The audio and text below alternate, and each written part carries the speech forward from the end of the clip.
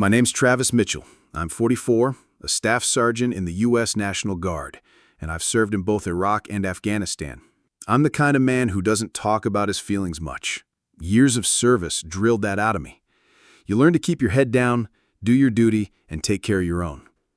I married my wife, Lauren, when I was 28 and just returned from my second deployment. She was everything I thought I needed: smart, steady, funny in a dry way, and with this look in her eyes like she could handle anything life threw at her. She was my safe place when nothing else in the world made sense. We bought a modest home in the outskirts of Kansas City. Not flashy, not too big. Just enough room for us and, eventually, our 2 kids, Aiden and Clara. I thought we had built a strong life. I always felt like I had something real to come home to. Lauren worked in marketing, slowly climbed her way into a position at a mid-sized agency downtown. I was proud of her. She kept our life running when I was away for training or deployments. I never questioned her strength or loyalty. She was the type who didn't make a fuss about birthdays or anniversaries, but I never missed one. I'd always send flowers, even from overseas. I left her notes before I left for my 2-week drills or month-long rotations. I wanted her to know she mattered, that I didn't take her for granted. My job meant being gone a lot, but I always made time when I was home. I did the school pickups, grilled on weekends, helped with her car, massaged her feet when she was too tired to talk. I loved that woman quietly, but deeply. And I thought she understood what my silence meant. I wasn't a romantic type, not in the movies kind of way, but I showed up. I protected her world. I took the hits outside so she could feel peace inside. I didn't see any cracks. Maybe I wasn't looking. Maybe I didn't want to. Because what I didn't know, what I couldn't even imagine, was that Lauren had started to change while I was still saluting flags and running drills. She had a new boss, a younger guy, flashy, smooth talker, and an old friend of mine, Daniel, had moved back to town. At first she spoke about both of them, so casually, like they were passing background characters in her day. I didn't think twice. I trusted her. I trusted her. That would turn out to be the biggest mistake of my life. The first real warning sign was how suddenly she started pulling away. Like there was this invisible wall she built between us, and I couldn't remember when exactly it went up. Before, when I was deployed overseas, Lauren used to wait for my calls like her life depended on them. She'd text me nonstop, send little videos, even mail letters with tiny spritzes of her perfume just so I could feel close to her. But during my most recent deployment, all of that changed. Suddenly, I was the one chasing. I'd call and she'd let it ring, then text me 20 minutes later with something like, "Sorry, super busy at work," or worse, just silence. I convinced myself she was stressed. I mean, I'd been gone almost 6 months, and I knew civilian life didn't freeze while I was in a war zone. But that excuse didn't sit right for long, especially when I noticed how her tone changed too. Her messages became colder, shorter, like I was a coworker asking for a deadline. When we did talk, it felt forced, like she was checking a box, not actually connecting with me. I started to feel it in my gut. Something was wrong. Then there were her photos. She never used to be big on selfies or dressing up unless we were going somewhere fancy. But suddenly, her Instagram was full of these carefully posed shots. Short dresses, push-up bras, gym pics with captions like, "working on me." Some of the comments under those posts were from guys I didn't recognize, saying things like, "Fire, damn girl," or "let me take you out sometime." She never replied to them publicly, but she never deleted them either. When I asked about it, she just laughed and said, "It's just Instagram, babe, don't overthink it." But I was overthinking it. I couldn't stop. Every time I saw her online, a knot twisted tighter in my chest. I didn't want to be the jealous husband. I hated that stereotype. But things kept piling up. She started working late more often, coming home after 9 p.m. on weekdays, sometimes past midnight. And when she did, she'd be wearing heels she never wore before, her makeup still perfect, smelling like some strong masculine cologne I definitely didn't own. I remember the first night I asked her where she'd been, really asked her, not just in passing, and she snapped, "Why are you interrogating me? I'm allowed to have a life while you're gone." That shut me up. But inside, it broke something. I started noticing how guarded she was with her phone. It was never out of reach, never on the charger across the room like before. She took it to the bathroom. She slept with it under her pillow. Once, I came back from a training weekend early and walked in on her slamming it down and closing her laptop like I caught her mid-crime. She said she was just watching something private, but I saw her hand shake. That's when I realized this wasn't just paranoia. Something was happening. I just didn't know what yet. But whatever it was, I could feel it slipping through my fingers. And no amount of military training could prepare me for the weight of that quiet unraveling. I wasn't supposed to be home that weekend. It was one of those rare breaks between assignments, and I didn't tell Lauren I was coming, mostly because I wanted to surprise her, remind her of what we still had. I'd bought flowers at the base store, something cheap but heartfelt, and I was honestly nervous like a teenage boy again. But when I pulled into the driveway, there were two cars I didn't recognize parked in front of the house. One was a silver BMW, spotless, the other some small black Kia with tinted windows. At first I thought maybe she had friends over, nothing unusual, but the closer I got to the door, the heavier something sat in my chest. I walked in quietly, no keys rattling, no knocking, just opened the door the way a husband does. The house smelled different. It wasn't dinner or candles, it was perfume. Strong, thick perfume and something else underneath it. Sweat? Maybe even alcohol. I heard laughter from upstairs. High-pitched, giggly, feminine. At least two voices. One of them was hers, unmistakably Lauren's. The other? I didn't know. Then another. Three voices, all women. One of them moaned. It was a moan. Not a laugh, not a cough.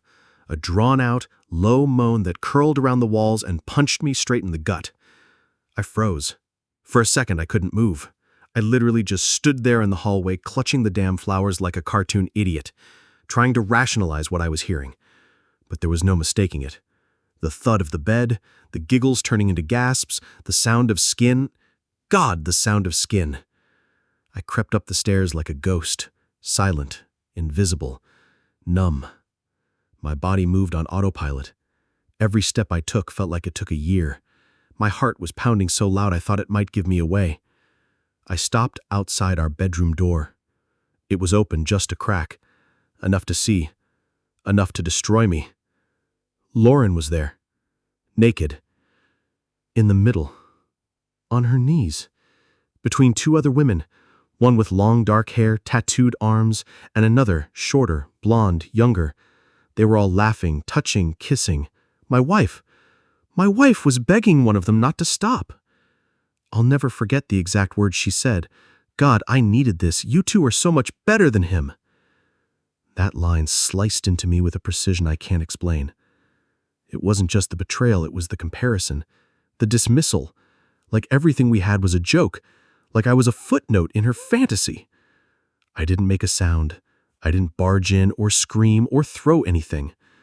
I just turned around, walked back down the stairs, and sat in my car for almost an hour without starting the engine. My hands shook so bad I dropped the keys twice.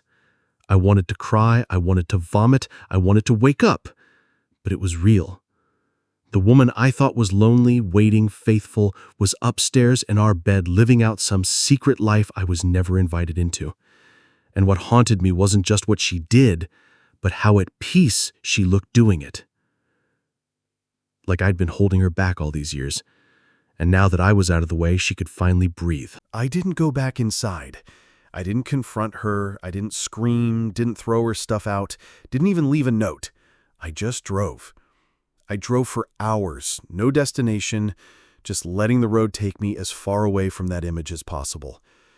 But it didn't matter.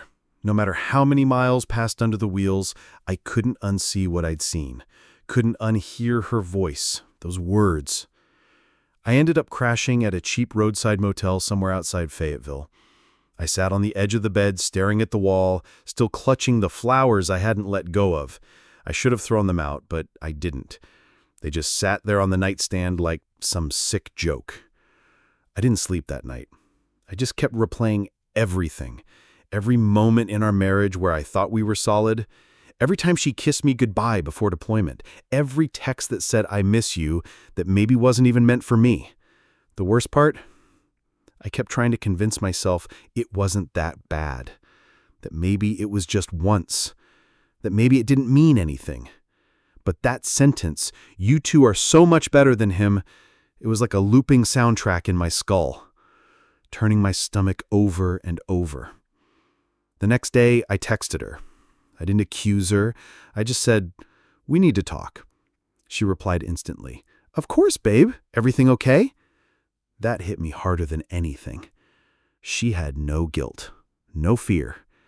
Either she didn't know I saw, or she genuinely believed she had the right to do what she did. I drove back that evening. She met me at the door like nothing happened, kissed me on the cheek, smiled, asked if I was hungry.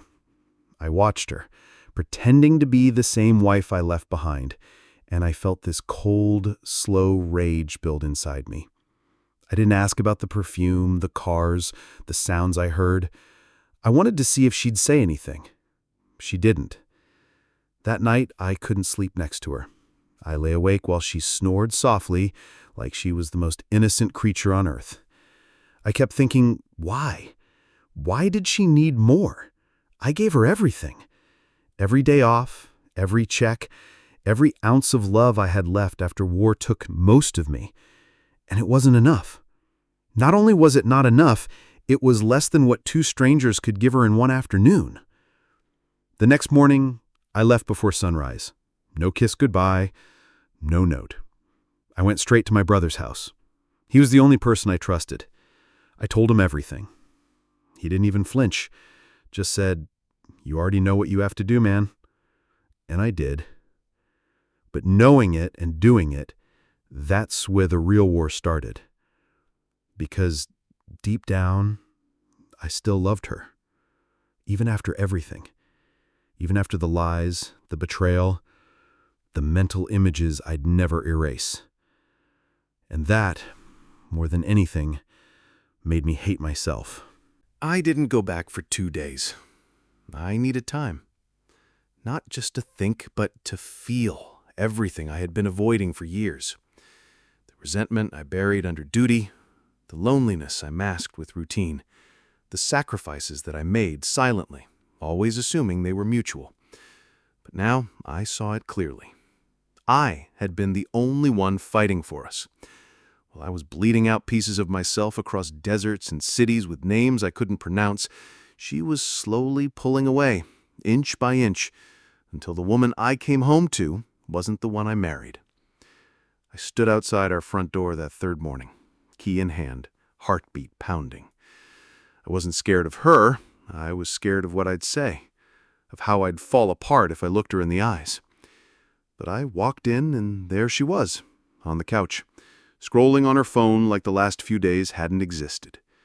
She looked up, smiled like nothing happened, like she hadn't broken everything. And I said her name. Just her name. She froze a little. I could see it, a flicker of fear, or maybe realization. I told her what I saw. Her face turned white. She opened her mouth to lie. I could see the gears turning, but I cut her off. I told her everything. The sounds, the smell, the voices. I told her the sentence that broke me. "You two are so much better than him." I watched as she crumbled. Tried to spin it. Said it was a one-time thing. Said it was just curiosity. Said it didn't mean anything. Then she cried. That manipulative, trembling cry she used when she wanted to control the narrative. I didn't buy it this time. I told her I didn't want an explanation. I didn't care anymore. I just needed the truth. Not to forgive her, not to fix anything, just to confirm that I wasn't crazy. She admitted it then. That it wasn't the first time. That she had done it before. Not with the same women, others. She said she'd been feeling trapped for years, that she missed feeling wanted, missed passion, missed excitement. I asked her why she didn't tell me, why she didn't leave. She said, "Because I still loved you. I just needed something different." That sentence shattered the last part of me. I left the house without another word. No screaming, no begging. I went straight to the base's legal office, filed for divorce, transferred the house deed to her. I didn't want it anymore. It was poisoned. Everything in it reeked of betrayal and rot. I spent the next 2 weeks in a motel, boxing up my mind, training myself not to think of her laugh, her scent, the way she used to hold me after a nightmare. I went back to the desert 4 months later, voluntarily. Everyone thought I was running from her. They were wrong.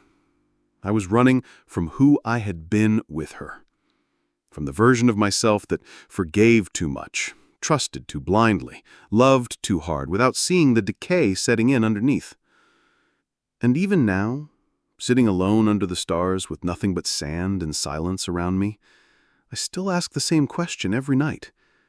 Was I not enough, or was she always just looking for a way out?